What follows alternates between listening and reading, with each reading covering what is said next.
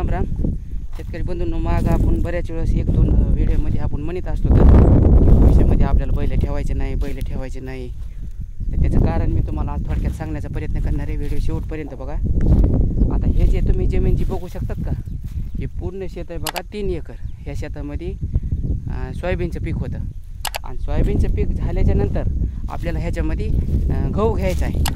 गहू घ्यायचा तर तत्पूर्वी आता बऱ्यापैकी वापस झाला आहे. वापस झाल्याच्या नंतर आपण ह्याच्यात पाळी सुरू केली.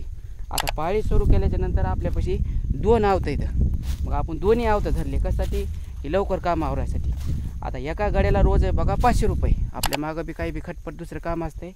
आपण आवत हानीत बसल्या मग बागच्या कुठ्याने होणार नाही. तर मग 2 रोजकरी लावले, 2 आवतं धरले. 2 आवतं धरल्यानंतर काम सुरू झालं आपलं पाळीचं. आता पाळीचं काम सुरू झाल्यानंतर 3 एकर जमीन म्हणल्यावर किती दिवसात व्हायला पाहिजे तुम्ही कमेंट करून सांगा.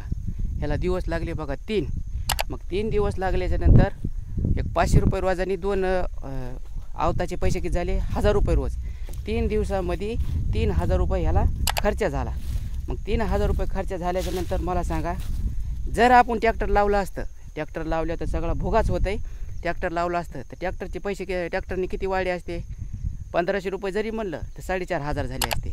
आता हे 3 तर आपल्या खिशातले खर्चले. आपल्यापाशी सगळं असून आऊत बैल सगळ्या गोष्टी असून 3000 रुपये खर्च झाला. ट्रॅक्टरने किती झाला असता, 4.5 झाला असता, 5 झाला असता.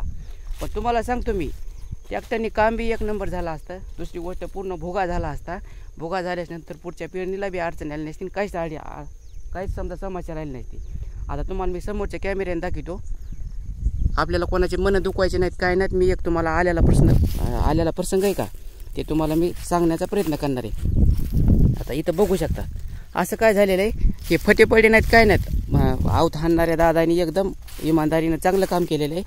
5 जाऊन जे काही वरी गवत जिवंत राहते का ते गवत ह्याच्यामध्ये कायम आहे. जर रुटर हाणला असतं तर ह्या शेतामध्ये तुम्हाला कुठंच कसंच गवत, काहीच गवत ह्याच्यामध्ये अजिबात दिसलं असतं. काम एकदम ओके झालं असतं. आता दुसरी गोष्ट, पाळी झाली, आपला खर्च झाला, सगळे हो द्या, बैल असून खर्च होत्या, त्यात जाऊ द्या, त्याचा काही प्रश्न नाही. पण परत आपल्याला बैल 6-6 वर्षे सांभाळायचे. कारण कशामुळं की पुढच्या कामासाठी.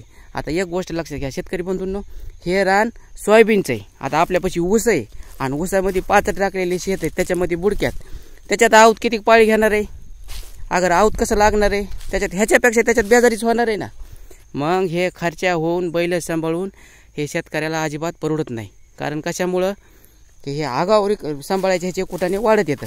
आता दुसरी गोष्ट, तुम्ही म्हणता मग शेतकरी कशाचे येतं, तुम्हाला समजा कामच करायचं नाही.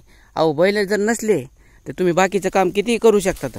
कारण त्या बैलाच्या सोडबांधीमध्ये ह्याच्यामध्ये तुम्हाला काय होतं आहे, वेळ लागत आहे. आणि नसल्या तुम्ही डायरेक्ट कपडे शेतात आलात, कपडे बदललात की तुम्ही काम करू शकतात. मात्र ट्रॅक्टरचा जे खर्च होणार आहे का, तो खर्च बैलांनी बी होणार आहे आणि ट्रॅक्टरने बी होणार आहे. आता स्वतः हाणण्याची गोष्ट, स्वतः जर समजा ह्याच कामात आपण समजा राहिलोत बाकीच्या 12 भानगडी सोडून, तर बाहेरचे बी कामं होत नाहीत. आता इथं बघू शकतात पूर्ण ह्या बघा हे झाले, वर पडलं, इथं आवतच लागलं नाही. कारण कशामुळं जास्त पाऊस झाला आहे. जास्त पाऊस झाल्याच्या नंतर हे जे रान आहे का, हे रान निबर झालेलं आहे त्याच्यामुळं. तर शेतकरी बंधूंनो, तुमचं काय मत आहे काय नाही, एक कमेंट तुम्ही नक्की करा. भेटत राहू अशी नवीन काही ना काही माहिती घेऊन. धन्यवाद. राम राम.